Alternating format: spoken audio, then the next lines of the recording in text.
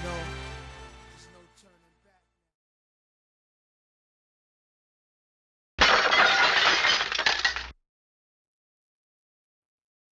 Shadid, otherwise known as Mr. Islam Answers Back, responding to James White latest video entitled Shadid Lewis on Sign of Jonas and use of Baigent.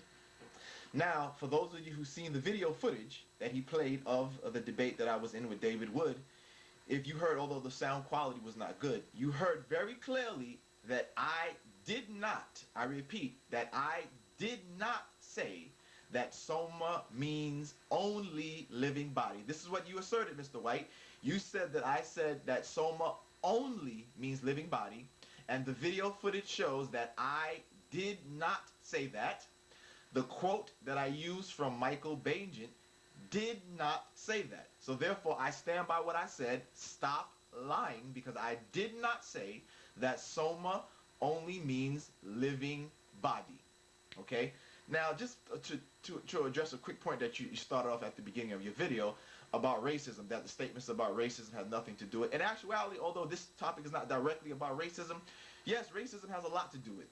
As Dr. Francis Quest Welsing and as Dr. Neely Fuller, both psychologists, have stated, that racism affects many areas of human relations, from economics to education, entertainment, labor, law, politics, religion, sex, and war. Racism covers all those areas, okay? So actually it does have a lot to do with racism. And the fact that you are, and many Christians, trying to spread a religion, although you may not be directly trying to promote the images of Jesus, but none of us can deny that overwhelmingly the majority of the images that Christians depict of God and what his son looks like are of this Caucasian man. So whether you are directly involved or not, still doesn't hide the fact that indeed Christianity promotes the idea that God looks like and his son looks like this Caucasian God man right here. Okay, but on to the subject. Now, again, as I said, we saw that I did not say that Soma only means living body, so therefore you are wrong when you said that I said that it did. Okay, but let us deal with, I decided to look up and see how the word Soma was understood commonly. What was the common usage of the word? Okay, and here's what we find, sir.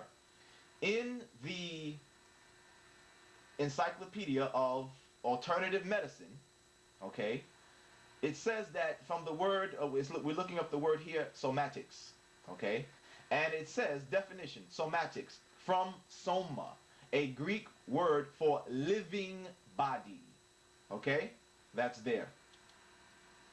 In the work entitled Jesus, Cross, and Cosmos by Donovan Bessinger, we see that again the word soma is used again, as it says here, the word soma. In Homer's time, that was used for a dead body. But in the classical and New Testament periods, soma usually means living body, Mr. White. Again, I repeat, in Homer's time, which was, they say Homer lived about in 800 BC, so 800 years before Jesus' time, the word was used for dead body. But in classical and New Testament periods, sir, it is said that soma usually means living body. Okay? Let's go on to our next source. In the book entitled Jesus and Virtue Ethics, on page 136, under the title Scripture Scholarship and the Body, it says, recent attention by scripture scholars and others brings us to a heightened awareness of the human body in Scripture. For instance, reflecting on the Greek word for body, soma, German Protestant New Testament theologian Rudolf Bultmann argued that for Paul, soma belongs inseparably, constitutively to human existence.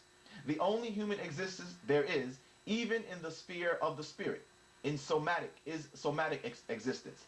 Thus, Bultmann notes that Paul never, I repeat, Paul never uses soma to describe a corpse. Okay? So, there we have it there also. In the work entitled A Philosophy Body Consciousness, A Philosophy of Mindfulness and Somasthetics by Richard Schusterman. Okay? We read, the term soma indicates a living, feeling, sentient body rather than a mere physical body that could be devoid of life and sensation. All right? So again, showing that seems that the common understanding or usage of the word is as a living body. All right? In the book entitled Soma in Biblical Theology by Mr. Gundry, we read on page 9, here in the footnotes, it talks about R. Herzl, and saying that R. Herzl is concerned to establish the early use of soma for living persons as opposed to corpse. With that we have, and this is what the footnote continues to say, with that we have no quarrel except when it is added that soma comprehends the whole of the living person. Okay? The whole of the living person. Again, that's Soma in Biblical Theology, Robert H. Gundry. In the work entitled Early Greek Lyric Poetry by Gemino Abad, we read again about the word soma and its usage. Homer, as we said, had no sense of that wholeness. The body had still to be discovered. Homer had no words for the body as the locus of intense emotional or spiritual turmoil. During his time, the body was not seen as a unit but as an assemblage of various independent organs. The Greek word soma, which later denoted the living body, was at the time of Homer, which was 800, they say 800 BC, the corpse. Okay? But as I showed you, by the time of Eros, which was one of the Greek gods that Homer wrote about, the body was, they said, to be now discovered as a living or this type of philosophy that they got into. Now, from that point on, which was still before Jesus' time in New Testament writings, it became commonly known for the living body. So again, look how many sources that I've shown to show that soma, even at the time of Jesus and the time of New Testament writings or whatever, was commonly used for the living body, sir. So therefore, why should I stop and take your word for it when I have all these other sources saying something different? So again, I never said that soma only means living body, so you're wrong about that. And then you tried to talk about the book, Michael Baigent's book, The Jesus Paper. Sir, that book is not listed as fiction, sir. So you trying to poison the wells and discredit the source, still you lose, because that book is not a book of fiction. It is not listed as a book of fiction, so you're wrong again. Now let's go to this thing about the Sign of Jonah. Now, with the Sign of Jonah argument, I already refuted that point during my debate, sir. And it's interesting that you say that you felt that David Wood and Nabil did such a good job. Yet here you are trying to argue these points over again for your own self, as opposed to just showing how they supposedly refuted these arguments. Yet here you are arguing the points again yourself. Proof that you don't really think that they did a good job, and that's why you're trying to argue the points now.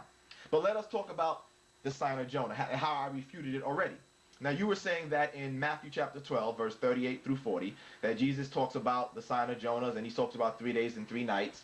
And then you said, as it says, that he said he would be 3 days and 3 nights in the belly of the whale, and that, in the earth. And that already answers the question. But I proved to you, sir, that does not prove it. Number one, he was nowhere for 3 days and 3 nights. He wasn't even there for an estimated 3 days and 3 nights, as I showed during the debate.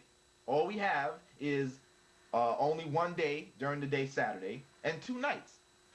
When the sun set on Friday night, which was considered to be the beginning of the Saturday night, and on Sunday night. And it says that on Sunday, during the dawn of the break of dawn, or somewhere thereabout, the women come, and the tomb is already empty. So there's not even an estimated 3 days and 3 nights there. So obviously it can't be that. And then we showed you, sir, that in Matthew chapter 16, verse 4, and in Luke chapter 11, verse 29, that the Sign of Jonah is mentioned, and there is no mention of days, showing that obviously the number of days is not significant. Therefore, you have been refuted. Thank you very much. Assalamu alaikum.